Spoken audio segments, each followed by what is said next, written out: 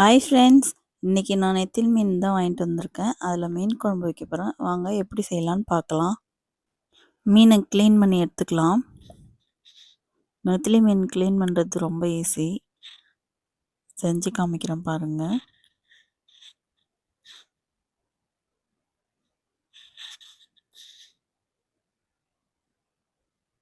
லைட்டாக இந்த தலையாண்டை கிள்ளி எடுத்தாலே அந்த அழுக்கு வந்துடும்.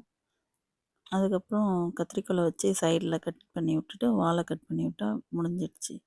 இதில் செதில்லாம் அதிகமாக இருக்காது. அவ்வளோதான் ஃப்ரெண்ட்ஸ். மீனை இப்படி தான் க்ளீன் பண்ணணும். மீன் குழம்புக்கு தேவையான பூண்டு, வெங்காயம், தக்காளியெல்லாம் கட் பண்ணி எடுத்துக்கலாம். வெங்காயம் தக்காளியெல்லாம் கட் பண்ணியாச்சு.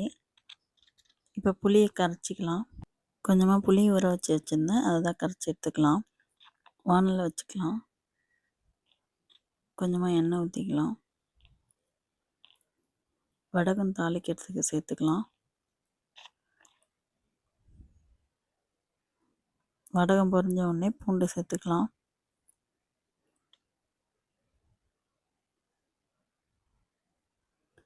வெங்காயம் கட் பண்ணி வச்சது கருவேப்பிலையும் சேர்த்து நல்லா வதக்கி விட்டுக்கலாம்.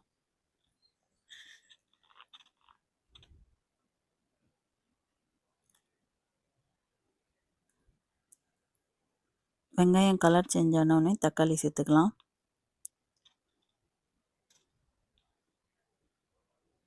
தக்காளி சேர்த்து நல்லா வதக்கி விட்டுக்கலாம்.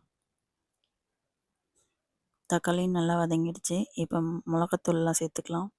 காரத்தூள் 1 ஸ்பூன் சேர்த்துருக்கேன். குழம்பு மிளகாய்த்தூள் 3 ஸ்பூனு. மஞ்சத்தூள் 1/4 ஸ்பூன் போட்டிருக்கேன்.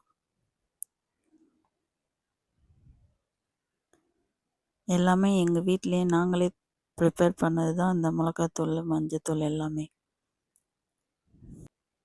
நல்லா மிக்ஸ் பண்ணி விட்டுட்டு புளி தண்ணியை கரைச்சி வச்சதை சேர்த்துக்கலாம். இது கூட நல்லா மிக்ஸ் பண்ணி விட்டுக்கலாம்.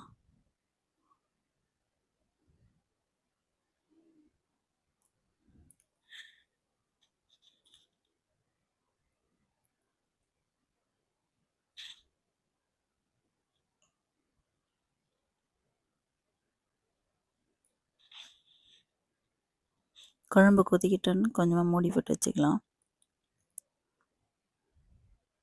குழம்பு நல்லா கொதிச்சிட்டு இருக்கு. நடுவில் கொஞ்சமாக திறந்து மிக்ஸ் பண்ணி விட்டுட்டு மறுபடியும் மூடி வச்சிடலாம்.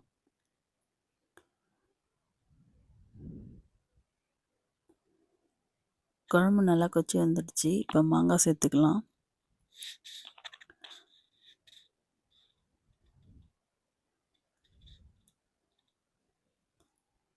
மாங்காய் சேர்த்து ஒரு 5 மினிட்ஸ் கழிச்சு மீன் சேர்த்துக்கலாம்.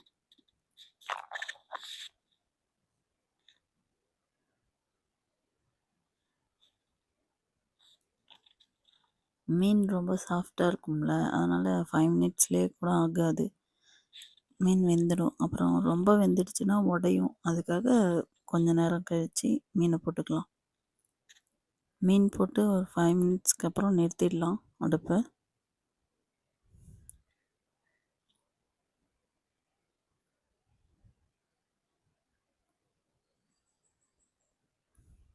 மீன் குழம்பு ரெடி ஆகிடுச்சு. இந்த வீடியோ உங்களுக்கு பிடிச்சிருந்தா லைக் பண்ணுங்கள், சப்ஸ்கிரைப் பண்ணுங்கள், கமெண்ட் பண்ணுங்கள். நீங்களும் இந்த மாதிரி ட்ரை பண்ணி பார்த்துட்டு எப்படி இருக்குன்னு கமெண்ட் பண்ணுங்கள் ஃப்ரெண்ட்ஸ்.